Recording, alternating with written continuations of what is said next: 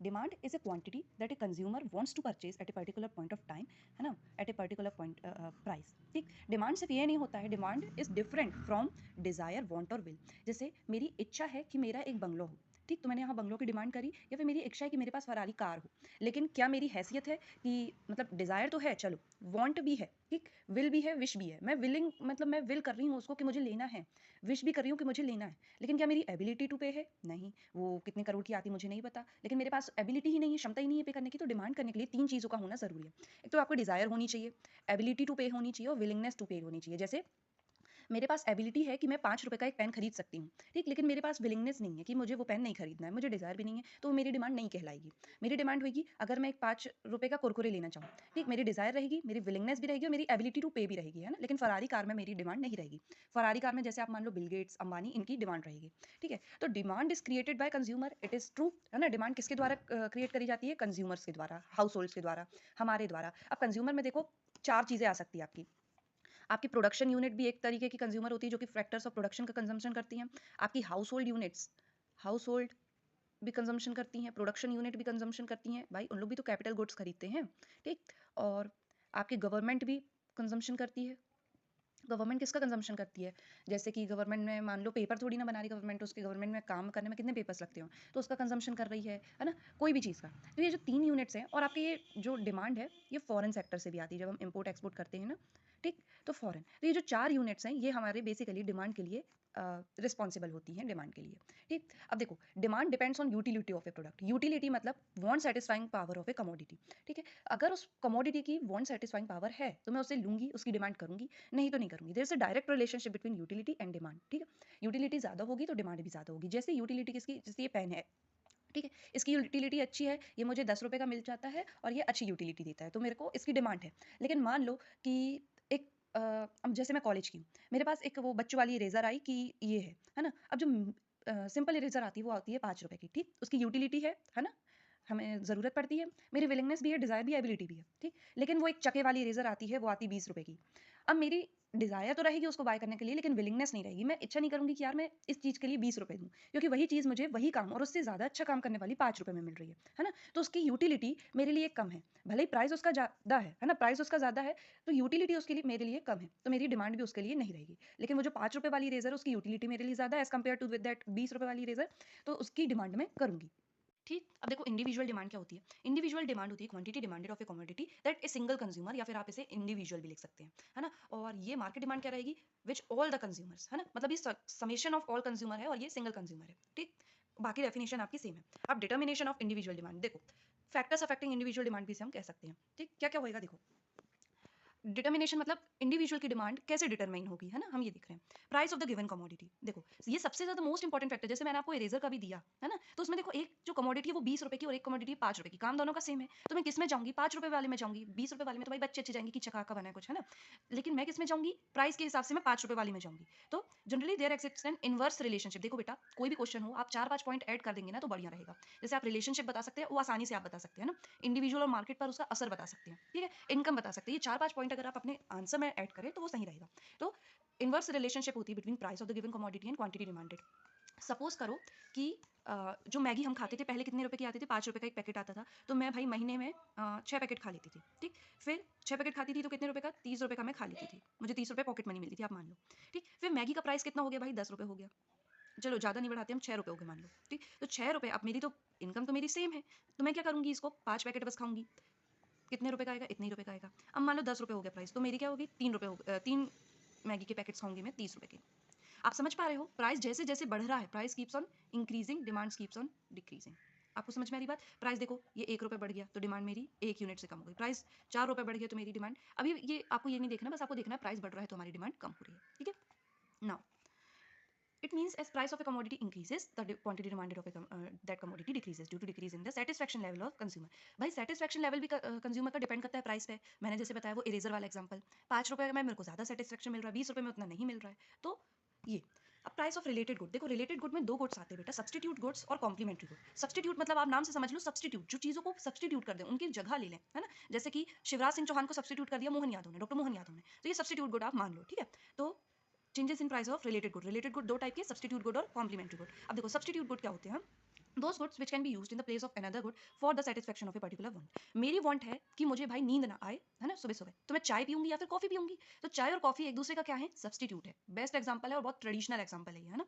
N increase in the price of substitute good leads to increase in the quantity of a given commodity. अब देखो ये थोड़ा समझने में मुश्किल है अगर आप पहली बार सुन रहे हो तो। जैसे टी है और कॉफी है, मैंने बताया ये क्या है, सब्सटीट्यूट गुड्स है एक दूसरे के। टी का प्राइस है मान लो ये 5 रुपए की एक कप मिलती है, और ये मिलता है कितने रुपए का, 10 रुपए का एक कप मिलता है। कॉफी एक्चुअली महंगी मिलती है ना। तो 5 रुपए वाली टी में मेरे को ज़्यादा सेटिस्फेक्शन मिलेगा कि यार मेरे को प्राइस कम पे करना पड़ रहा है लेकिन मेरे को यूटिलिटी उससे ज़्यादा मिल रही है। ठीक है, तो मैंने चाय पीना प्रेफर किया, तो चाय का सब्सटीट्यूट क्या है, और कॉफ़ी है। मान लो ये कमोडिटी है, अब ये जो सब्सटीट्यूट है, अभी हम सब्सटीट्यूट किसको लेके चल रहे हैं, कॉफी को, है ना, और ये हमारा मेन गुड है, ये आप ध्यान करना है ना। तो मेन गुड का प्राइस रिमेन है, सेम है, 5 है। लेकिन सब्सटीट्यूट का गुड का मान लो प्राइस कितना हो गया, कम होके इसका प्राइस हो गया 4 रुपए। इतना होता नहीं है, मैं मान लो। तो मैं किस में चली जाऊंगी, मैं शिफ्ट कर जाऊंगी किसमें, अपने सब्सटीट्यूट गुड में। और इसका प्राइस हो गया मान लो 12 रुपए, वैसे भी अभी महंगा है तो मैं उसी में रहूंगी। अब ये दो चीजें समझा सकते हैं। अब मान लो सेम कमोडिटी का प्राइस बदल रहा है, चाय का प्राइस अब हो गया भैया 15 रुपए, तो क्या होएगा, चाय का प्राइस अगर 15 रुपए हो गया तो सब लोग कॉफी पे शिफ्ट कर जाएंगे, है कि नहीं। तो ये रहता है मेनली सब्सटीट्यूट गुड का। अब कॉम्प्लीमेंट्री गुड क्या होते हैं बेटा, कॉम्प्लीमेंट्री गुड्स वो गुड्स होते हैं जो कि एक साथ यूज करे जाते हैं। Those goods where which are use together to satisfy a particular want like tea and sugar. देखो चाय में शक्कर कई लोग डालते, कई लोग नहीं डालते, लेकिन मोस्टली लोग डालते हैं, है ना, डायबिटिक लोग बस नहीं डालते, वो भी कई ज्यादा डाल लेते हैं। And increase on the price of complementary good leads to decrease in the demand of the commodity. देखो यहाँ पे कैसा रिलेशन आपको दिख रहा है, कॉम्प्लीमेंट्री गुड का प्राइस बढ़ा तो सप्लीमेंट्री गुड का वो मेन कमोडिटी का प्राइस कम हो गया, मतलब इनवर्स रिलेशनशिप है। यहाँ एक पॉइंट आप लिख सकते हैं, ये inversely affected by the change in price. अब देखो जैसे आप मान के चलो कार और पेट्रोल, है ना, अभी वैसे इलेक्ट्रिकल व्हीकल्स का जमाना बहुत है, कह रहे हैं ना सब लोग फॉसिल फ्यूल खत्म हो जाएंगे, तो ऐसा क्यों हो रहा है, देखो कार है ना, ज्यादा इफेक्ट तो नहीं होती, बट आप समझ लो, है ना, कि पेट्रोल का प्राइस पहले है अभी है 100 रुपए, अब हो गया 200 रुपए। तो कार जो है ना इंसान कम प्रेफर करेगा, वैसे भी अभी क्या है, इलेक्ट्रिकल व्हीकल का जमाना है ना। तो वही 1 किलोमीटर आप कितने, 1 रुपए में चल सकते हो, और 1 किलोमीटर आपको 50 रुपए में पड़ेगा। तो कार आप जो फ्यूल कार लेते हो आप कम कर दोगे, इलेक्ट्रिकल व्हीकल आप ज्यादा लोगे, है कि नहीं, है सर, ठीक है। और आप टी और शुगर का लेके चलो, ग्राउंड लेवल एग्जाम्पल है टी और शुगर, या फिर और चीजें जो हम साथ में यूज करते हैं, जैसे ठीक है। तो देखो जैसे टी और शुगर है, शुगर है मान लो 100 रुपीज़ किलो, और टी टी है मान लो आपकी 200 रुपीज़ किलो। अब शुगर का प्राइस बढ़ गया मान लो, है ना, तो टी इनटेक आप कम कर दोगे कि नहीं कर दोगे, टी का प्राइस बढ़ गया तो शुगर कम आ जाएगी, क्योंकि टी भी कम हो जाएगी और शुगर भी, तो ऐसे ही होता है। अब हमने कितना कितना पढ़ लिया, देखो सबसे पहले हमने पढ़ा प्राइस ऑफ दैट गुड, फिर हमने क्या पढ़ा, प्राइस ऑफ रिलेटेड गुड। अब हम पढ़ेंगे इनकम ऑफ द कंज्यूमर। भाई ये भी बहुत बड़ा फैक्टर होता है किसी भी कमोडिटी की डिमांड को डिटरमिन करने में, ठीक। और ये भी 4 तरीके के गुड्स को रहता है, अभी हम देखेंगे इसको, है ना। डिमांड ऑफ, है ना, how the fact of change in income depends on the nature of the commodity. देखो नेचर ऑफ द कमोडिटी, यहाँ आप ध्यान देना, नेचर ऑफ कमोडिटी। कमोडिटी ना कई प्रकार की होती है बेटा। तो जैसे नॉर्मल गुड्स होते हैं, नॉर्मल नेचर एक होता है नॉर्मल, एक होता है इन्फीरियर। इसमें ना अलग अलग इफेक्ट होता है। जैसे नॉर्मल गुड है मान लो आपकी नॉर्मल चीज़ है, जैसे चाय पानी ये वो, है ना। तो देखो मेरी इनकम बढ़ेगी ना, income increase in income would lead to increase in the demand of normal goods. क्या होएगा कि मैं नॉर्मल गुड्स की डिमांड भी बढ़ा दूंगी भाई, है ना। पहले मैं सिर्फ 5 पैकेट मैगी खाती थी, अब मैं 7 पैकेट मैगी खाऊंगी, मेरी इंक्रीज इनकम में इंक्रीज हो गया। इंफीरियर गुड वो होते हैं ना जो कि चीप क्वालिटी के गुड्स होते हैं। कई बार हमारी इनकम जब कम होती है तो हम चीप क्वालिटी के गुड्स को यूज़ करते हैं, है ना। इनकम कम होगी भाई तो सस्ता यूज़ करना पड़ेगा। जैसे कि मान लो 2 रुपये वाला चावल है, कोई नहीं होता, जस्ट एन एग्जाम्पल। तो मैं पहले जब मेरी इनकम थी ना 10 रुपये, तो मैं 1 किलो चावल खरीद लेती थी कि चलो यार ठीक है, 2 रुपये वाला खरीद लेती थी मैं, है ना, 1 किलो चावल। अब मेरी इनकम हो गई मान लो 20 रुपये, तो अब मैं बोली नहीं यार अब मेरे को थोड़ा स्टैंडर्ड ऑफ लिविंग बढ़ाना है। मेन चीज़ ध्यान रखना, जब हमारी इनकम बढ़ती है तो हमारा स्टैंडर्ड ऑफ लिविंग बढ़ जाता है। इसके कारण क्या होता है, हम अपने गुड्स चॉइसेस बदल देते हैं, लाइफ बदल देते हैं। तो अब मैं बोली नहीं यार मैं 2 रुपये वाला तो नहीं खाऊंगी, चलो अब मैं 4 रुपये वाला खाती हूँ। तो ये 2 रुपये वाले चावल की कीमत डिमांड कम हो गई कि नहीं, और इसकी बढ़ गई, ठीक है। तो ऐसा ऐसा होता है इनकम ऑफ द कंज्यूमर में। आप एक चीज को, एक पॉइंट को नहीं लिख सकते हो कि इनकम बढ़ने से डिमांड बढ़ जाएगी, भाई इंफीरियर गुड में तो ऐसा नहीं हो रहा है। तो आपको नेचर ऑफ गुड्स लिखना पड़ेगा। टेस्ट एंड प्रेफरेंसेस, भाई टेस्ट बदल जाता है, टेस्ट और प्रेफरेंस बदल जाती हैं, ट्रेंड्स बदल जाते हैं लोगों के। जैसे अभी पहले चलन आया था कि वो फटे वाली जीन्स, अब आ रहा है आपके क्रॉप टॉप्स और बॉयफ्रेंड जीन्स, है ना। Consumer directly influence the demand for the commodity. They include changes in fashion and customs habits etcetera commodity in fashion. अब देखो मान लो कि हाँ, डिमांड ऑफ जंक फूड मान लो, जैसे अब न्यू ईयर आया तो सब लोगों ने रेजोल्यूशन लिया होगा कि नहीं अब तो हमें क्या करना है, प्रेफरेंस बदल गई भाई हमारी, अब हमें हेल्दी बनना है। क्या बनना है, हेल्दी बनना है। तो हम क्या खाएंगे, कुछ और खाएंगे, जंक फूड, मोमोज वोमोज नहीं खाएंगे। तो मोमोज की डिमांड आपकी प्रेफरेंस की वजह से, जो आपकी प्रेफरेंस दी आपने हेल्थ को, कम हो गई। मोमोज की डिमांड की नहीं हो गई, फुल्की की डिमांड कम हो गई कि नहीं हो गई, हो गई। और वहीं आपने हेल्दी हेल्दी बनने का चुना तो किसी चीज़ की डिमांड बढ़ेगी, किसकी, जैसे सप्लीमेंट्स हो गए, फ्रूट जूसेस हो गए, फ्रूट्स हो गए, आप हेल्दी चॉइसेस को लोगे तो किसी की डिमांड बढ़ेगी, किसी की डिमांड नहीं बढ़ेगी जब आपकी टेस्ट ऑफ प्रेफरेंस चेंज हो जाएगा। जैसे मैंने कपड़ों का बोला, कपड़ों का तो भाई बहुत ऑफन चेंज होता है। जैसे कि पहले आते थे हमारे कौन से फटे वाले जीन्स, है ना, अब आते हमारे कौन से लूज पैंट्स का, एस्थेटिक्स का जमाना चल रहा है ना। अब कुछ समय बाद हो सकता है फिर से कुर्ता पजामा आ जाए, तो ये बदलता रहता है टेस्ट एंड प्रेफरेंस। एक मेन पॉइंट आप इसमें और लिख सकते हो, जितना बड़ा करना चाहो आप कर सकते हो बेटा, कि क्या है, टेस्ट और प्रेफरेंस बहुत डायनेमिक होते हैं, क्योंकि इंसान भी बड़े डायनेमिक होते हैं। इंसान के टेस्ट और प्रेफरेंस बदलते जाते हैं, समय बदलता है, वक्त बदलता है, इंसान भी बदल जाता है, उनके टेस्ट और प्रेफरेंस भी बदल जाते हैं। Expectations of change in price of in future. देखो अभी एक एक्सपेक्टेशन, मेरी एक्सपेक्टेशन है ना, कि मैं प्याज लेने वाली हूँ, प्याज प्याज अनियन, है ना, तो अभी वो मिल रही है मेरे को 50 रुपए किलो। अब दो तरीके की एक्सपेक्टेशन होती है बेटा, राइज इन प्राइस और फॉल इन प्राइस। ठीक, जैसे आप शेयर्स में भी सुनते होंगे। मैंने अब मैं प्याज का लेके चल रही हूँ क्योंकि हम डिमांड पढ़ रहे हैं ना अभी। तो देखो, उसको भी ले सकते हैं but ground level example. Rise in price हुआ, मैंने एक्सपेक्ट किया कि नहीं यार अब प्याज के दाम बढ़ने वाले हैं। मान लो अब प्याज के दाम कितने होने वाले हैं, 60 होने वाले हैं। तो अभी करंट सिचुएशन में कितने दाम है इसके, 50 रुपए हैं। तो मैं भाई ले लूंगी कि नहीं यार मेरे को तो 10 किलो स्टॉक करके रख लेना चाहिए, है ना, वो मुझे 500 रुपए के पड़ेंगे। नहीं तो अगर मैं बाद में लूंगी ना तो मेरे को 600 रुपए के पड़ेंगे। मैंने 100 रुपए बचा लिए, मैं जाके वहां खा लूंगी बाहर खाना, है ना, हेल्दी वाला। प्रेफरेंस मेरी बदल गई है क्योंकि पहले वाला एग्जाम्पल है ना। अब देखो, मेरे फ्यूचर एक्सपेक्टेशन ऑफ प्राइस से क्या हुआ, मैंने अभी की डिमांड बढ़ा दी कि नहीं, अब मैं 1 किलो लेती, लेकिन मुझे पता है कि अगले ही हफ्ते प्राइस, प्याज के प्राइस बढ़ जा रहे हैं, है ना। ये बेटा पेरिशेबल और नॉन पेरिशेबल, पेरिशेबल गुड्स में भी डिपेंड करता है, क्योंकि प्याज को हम स्टॉक करके रख सकते हैं। वहीं हम टमाटर एक साथ 10 किलो रख के करेंगे क्या, हमारे घर में शादी थोड़ी ना है ना। तो ये आप ड्यूरेबल गुड्स, पेरिशेबल गुड्स, इसमें डिपेंड करता है ना। तो देखो, तो मैंने राइज इन प्राइस एक्सपेक्ट किया, तो मैंने क्वांटिटी डिमांडेड बढ़ा दी। मैं 1 किलो लेती, 2 किलो लेती, अब मैंने सीधे सीधे कितने ली, 10 किलो ली। अब मैं फॉल इन प्राइस एक्सपेक्ट कर रही हूँ कि यार एक हफ्ते बाद ना प्याज ना 40 रुपए की हो जाएगी। तो मैं मान लो 1-2 किलो लेती, अब मैं भाई 2 किलो लेती मान लो, तो अब मैं 1 ही किलो लूंगी कि यार इस हफ्ते चल जाए, आधा किलो लूंगी कि इस हफ्ते बस चल जाए, फिर बाद में तो भाई 40 हो जाएगी। तो मैं जहाँ 2 किलो लेने वाली थी, मैंने कितनी ली, सिर्फ 1 किलो ली। मैंने क्या एक्सपेक्ट किया था, फॉल इन प्राइस। तो ऐसे बदलती बेटा डिमांड, है ना। अब 5 पॉइंट्स हो गए आपके। पहले क्या था, price of the good commodity. Second क्या था आपका, सेकंड था आपका price of the related good.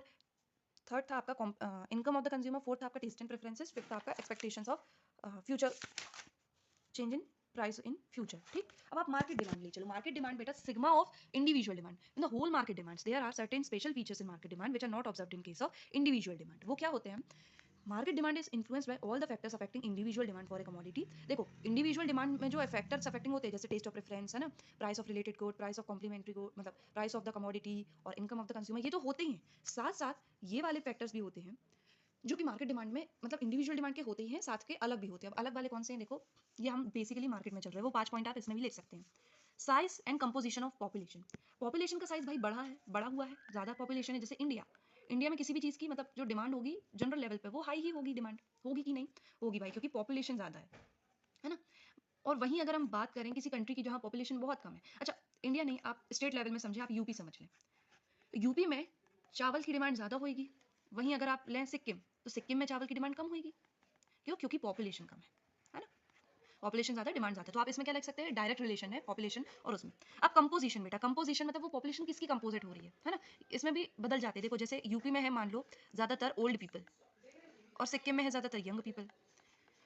UP में है ज़्यादातर बॉयज़ या मेल्स, और सिक्किम में है ज़्यादातर फीमेल्स।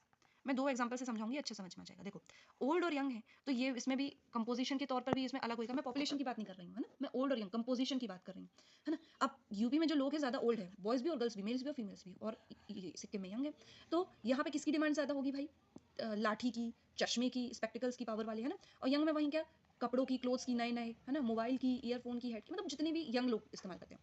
अब वहीं अगर यूपी में ज़्यादातर मेल्स हैं और सिक्किम में ज़्यादातर फीमेल्स हैं, तो यूपी में डिमांड किसकी ज़्यादा होगी, जीन्स पैंट शर्ट्स, है ना, और वॉलेट्स। वहीं हाँ, वॉलेट्स आप लेके चलो। और सिक्किम में ज़्यादातर किसकी डिमांड होगी, पर्स की। लड़कियां वॉलेट नहीं लेती, लड़के पर्स लेती हैं, स्टीरियोटाइप है लेकिन मोस्टली, है ना। वहीं सिक्किम में किसकी डिमांड होगी, साड़ी की। यहाँ होगी कुर्ते की, है ना, जो पहनते हैं बॉयज। ठीक, तो ऐसा। सीजन एंड वेदर, देखो बेटा, क्लाइमेट भी लिख सकते हो आप, सीजन और वेदर भी लिख सकते हो। देखो, जैसे अभी मैं सबसे पहले क्लाइमेट की बात करती हूँ। मार्केट डिमांड हम पढ़ रहे हैं। क्लाइमेट बेटा आपको पता है, यूरोप, यूरोप में कैसा रहता है, ठंडा रहता है। आप लेके चलो रशिया, लेके चलो, चलो रशिया। ठीक, रशिया में ज़्यादातर क्या रहता है, कोल्ड सीजन रहता है। तो यहाँ डिमांड शॉर्ट्स की ज़्यादा रहेगी क्या, एज़ कम्पेयर टू स्वेटर्स, नहीं, स्वेटर्स की डिमांड यहाँ ज़्यादा होगी। वहीं अफ्रीका की बात करो, साउथ अफ्रीका की, तो यहाँ पे क्लाइमेट कैसा रहता है बेटा, क्लाइमेट समझते हो क्लाइमेट क्या होता है ना, यहाँ ज़्यादातर क्लाइमेट क्या रहता है, हॉट एंड ह्यूमिड। तो यहाँ पे स्वेटर की डिमांड रहेगी क्या, ब्लैंकेट की डिमांड रहेगी क्या, नहीं रहेगी। यहाँ कैसी रहेगी, शॉर्ट्स की रहेगी, बनियान, ये सब है ना। वहीं सीजन, सीजन बेटा अगर चल रहा है आपका, आप इंडिया में लेके चलो, सीजन अगर आपका चल रहा है रेनी, ठीक, तो आप किसकी डिमांड करोगे, अम्ब्रेला की करोगे, रेनकोट्स की करोगे। समर में, कि रेनी में आप आइसक्रीम की डिमांड ज़्यादा करोगे, नहीं करोगे आइसक्रीम की डिमांड, है ना। समर में आप रेनकोट की डिमांड करोगे क्या, नहीं करोगे, आइसक्रीम की करोगे, है ना। और ऐसे ही विंटर में क्या आप आइसक्रीम की डिमांड या फिर आप अम्ब्रेला या रेनकोट की डिमांड करोगे क्या, नहीं करोगे। विंटर में आप ब्लैंकेट्स की करोगे। मतलब ये सीजन पे भी डिपेंड करता है, वेदर पे भी डिपेंड करता है, ठीक। अब डिस्ट्रीब्यूशन ऑफ इनकम, बेटा देखो, डिस्ट्रीब्यूशन ऑफ इनकम मतलब इनकम कैसे डिस्ट्रीब्यूट हो रही है between the people of the country, है ना। The income of the country is equitably distributed, then market demand for a community will be more. अगर देखो इतने इतने इतने इतने इतने इतने लोग हैं और इनके बीच में इक्वली इनकम डिस्ट्रीब्यूट हो रही है कि भैया सबको 50 रुपए मिलेगी सैलरी, तो सबकी डिमांड ज्यादा ही रहेगी, है ना। और वहीं अगर मान लो ये तीन को तो 50 रुपए मिल रहा है, लेकिन इन तीन इन सबको इन चारों को कितने मिल रहा है, 10 रुपए, जो कि हमारे यहाँ हो रहा है ना। तो डिमांड क्या होगी, फ्लक्चुएट करेगी, है ना। क्यों, क्योंकि कभी डिमांड बढ़ेगी, अगर इनकी भी इनकम बढ़ गई तो बढ़ जाएगी, इनकी इनकम कम होगी तो कम हो जाएगी, है ना। लेकिन मतलब ये कांस्टेंट या फिर ज्यादा नहीं रहेगी, फ्लक्चुएट करेगी, कम रहेगी, ज्यादा रहेगी, राइट। क्योंकि इनकी डिमांड तो भैया कम ही रहेगी, इनकी डिमांड उतनी रहेगी, अगर सबकी इक्वल रहती तो ये हो जाता है ना। The income distribution is uneven, people are either very rich और very poor, then MD market demand will remain at a lower level में रहेगी, ठीक।